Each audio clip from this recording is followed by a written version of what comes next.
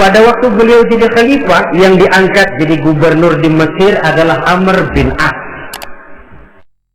Amr bin As hidupnya lebih mirip kaisar. Istananya besar, pakaiannya bagus-bagus. Nah, yang paling mengganggu pikiran Amr bin As, di sebelah istananya ini ada gubuk reok kepunyaan orang Yahudi lagi. Ini nggak pantas bener, masa di samping istana gubernur ada gubuk reok. Orang Yahudi lagi yang punya. Ini mesti udah bikin saja rencana, panggil dinas tata kota, bikin planning. Di sini mau dibangun masjid, proyek negara. Susun anggarannya, tender. Saudara-saudara, si Yahudi yang punya gubuk reok dipanggil. Yahudi, ada apa, Pak? Kamu tahu nggak? Enggak. Ya memang belum saya kasih tahu.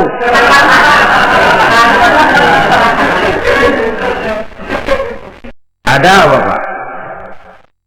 Itu kamu punya gubuk, tahu? Kena proyek. Proyek apa, Pak? Kami mau bangun masjid besar di sini, dan tidak sesuai ada gubuk reok di samping tempat gubernur. Jadi maksud Bapak, gubukmu, tanah-tanahnya mau saya bebaskan, saya beli. Enggak mau, Pak, saya enggak mau jual. Saya bayar 2 kali lipat. Enggak mau. 3 kali lipat, 6 kali lipat juga enggak mau, Pak. Oh, saya dari muda peres keringat banting tulang itu masih gitu-gitu aja, Pak, tempat saya tinggal. Gubuk reot sama tanahnya sedikit, makmur saya, Pak, cuma rumah sama sumur.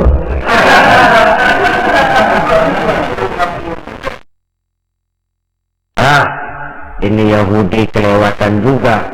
Akhirnya turun perintah, sudah, kalau dia nggak mau dibebaskan, gusur saja, tarik, ambil bulldozer. Gusur. Yahudi ini berurai air matanya. Ini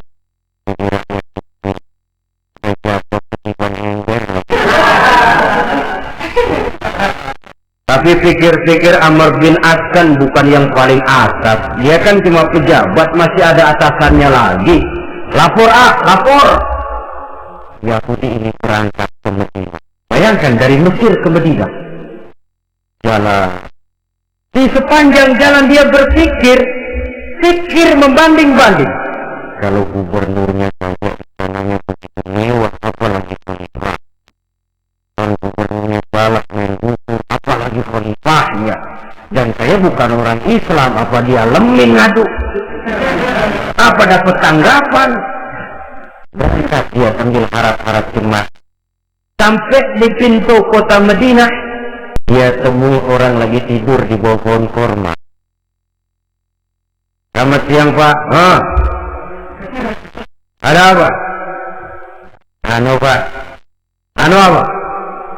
Mau lapor. Lapor apa? Bapak tahu Khalifah Umar bin Khattab? Tahu. Istananya di mana, Pak? Istananya di atas lumpur. Di atas lumpur. Di atas lumpur. Pengawalnya banyak, Pak. Banyak. Siapa, Pak? Yatim piatu, janda-janda tua, orang-orang miskin, orang-orang lemah, itu pengawalnya. Pakaian kebesarannya apa? Pakaian kebesarannya malu dan takwa. Itulah Umar bin Khattab. Lalu orangnya sekarang di mana? Di depan ente. Rupanya yang dia tanya itulah orangnya.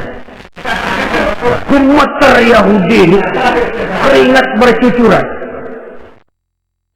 Istananya di atas lumpur. Sebab beliau berprinsip, bagaimana saya bisa menghayati nasib rakyat kalau saya tidak merasakan apa yang mereka rasakan? Bagaimana saya nggak bisa tahu sakitnya lapar kalau saya belum pernah kelaparan? Itu prinsipnya. Istananya di atas lumpur. Para pengawalnya yatim piatu, janda-janda tua, orang-orang miskin, orang-orang lemah dan tidak mampu.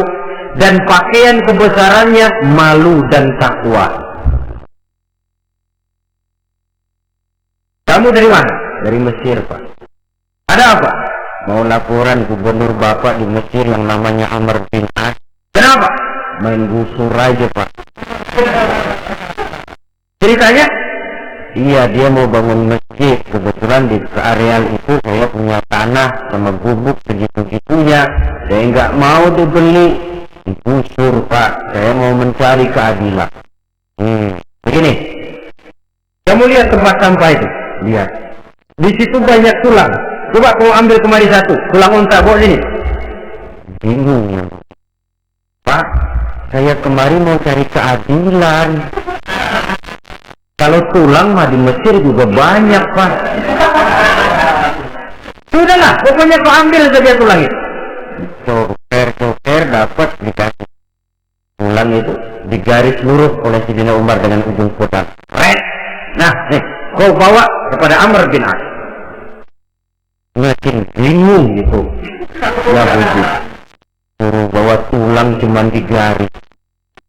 Itu saya ngomong apa, Pak? Sudahlah, kasih saja. Pulang dia. Sampai di Mesir, Tuan Gubernur, ada apa? Saya baru menghadap Khalifah. Kemudian, beliau sampaikan ini. Dikasih tulang. Amr bin As melihat tulang ada goresan lurus dengan ujung pedang. Gemetar. Badannya keluar keringat dingin. Panggil kepala proyek. Proyek batal. Masjid nggak jadi didiriin. Itu gubuk Yahudi diriin lagi.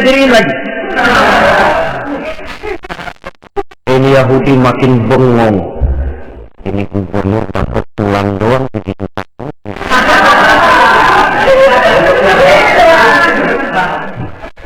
Ada apa sebenarnya Tuan Gubernur? Kamu tahu? Ini nasihat pahit buat saya dari Amirul Mukminin Umar bin Khattab. Seolah-olah beliau bilang, "Hai Amr bin As, jangan mentang-mentang sedang berkuasa ya.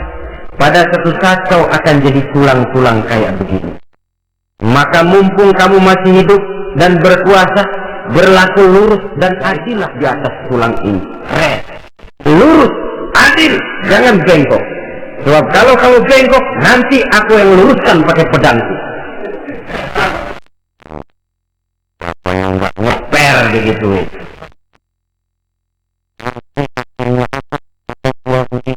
Kalau begitu Islam adil. Adil. Kalau gitu biarin Bapak. Kalau saya Mau kamu jual? Bukan saya jual, Pak, saya kasih aja dah. Campur gubuk-gubuknya, ambil aja dah.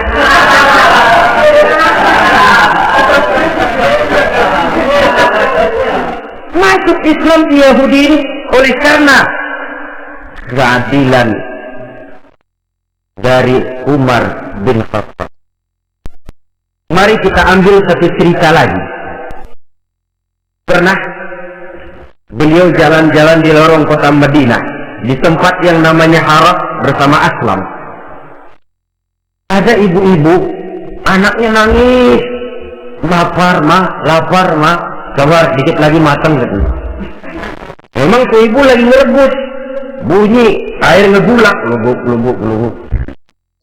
Umar lihati dari jauh, belum juga matang. Ini anak dari nangis, lapar, sampai capek nangis, sampai tidur. anak tidur Umar samperin, Bu, ini masak apa sih Pak bisa masuk? Nggak masak apa-apa Tuan. Itu pating kerupuk apa? Ketika dibuka ya cuma air saja. Subhanallah, ibu sudah ngebohongi anak ibu sendiri. Habis harus bagaimana Tuan?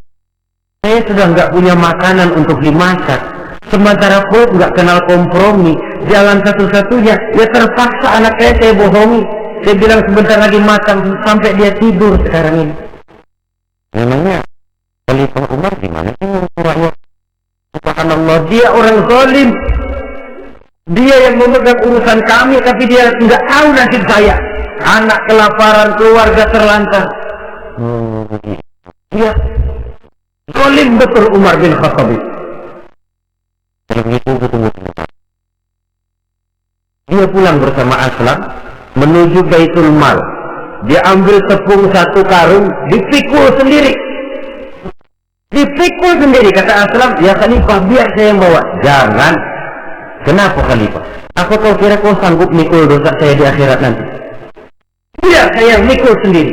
Dia bawa ke tempat itu. Dia masakin sendiri.